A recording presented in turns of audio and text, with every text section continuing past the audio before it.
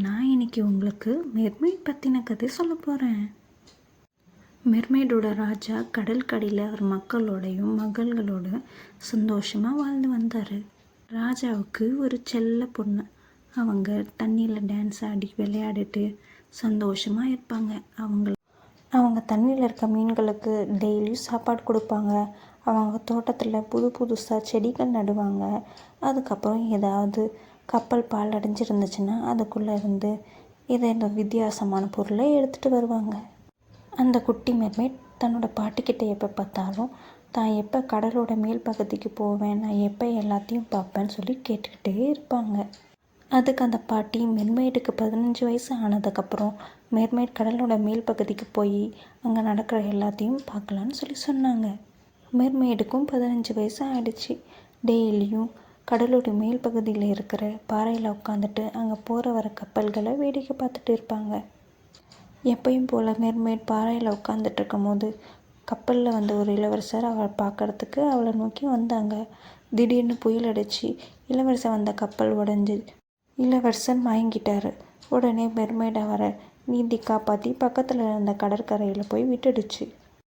கடற்கரையில் இருந்த குட்டி பொண்ணு எல்லாரையும் கூப்பிட்டு இளவரசர் காப்பாற்ற சொல்லி காப்பாற்றிடுச்சு. ஆனால் மெர்மெய்டுக்கு இளவரசர் ஞாபகமாகவே இருந்துச்சு. அதனால் தன்னோட ஃப்ரெண்ட்ஸ் கிட்ட நடந்ததெல்லாம் சொல்லி இதுக்கு என்ன தீர்வுன்னு கேட்டுச்சு.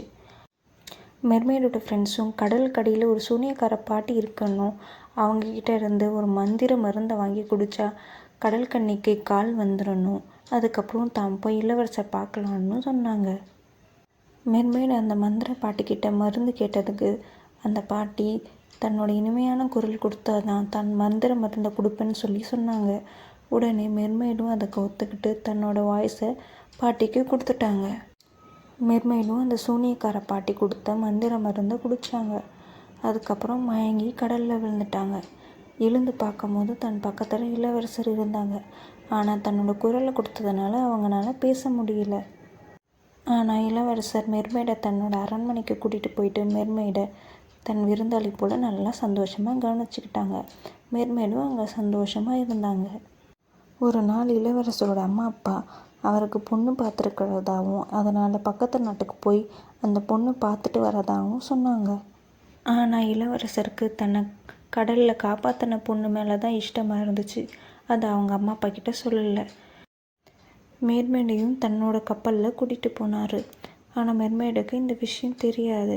கடலில் போகும்போது தான் கப்பலில் அவர் மெர்மெய்ட்கிட்ட தான் பொண்ணு பார்க்க போகிறதா சொன்னார். உடனே மெர்மெய்டை இழுக்கும் போது தான் இளவரசருக்கு தன்னை காப்பாற்றினது மெர்மெய்டுன்றது தெரிய வந்துச்சு. உடனே இளவரசருக்கும் எல்லாம் புரிய வந்துச்சு. இளவரசர் தொட்டதும் மெர்மெய்டுக்கும் குரல் வந்துடுச்சு. அதுக்கப்புறம் 2 பேரும் கல்யாணம் பண்ணிக்கிட்டு சந்தோஷமாக இருந்தாங்க. கதை நல்லா இருந்துச்சா?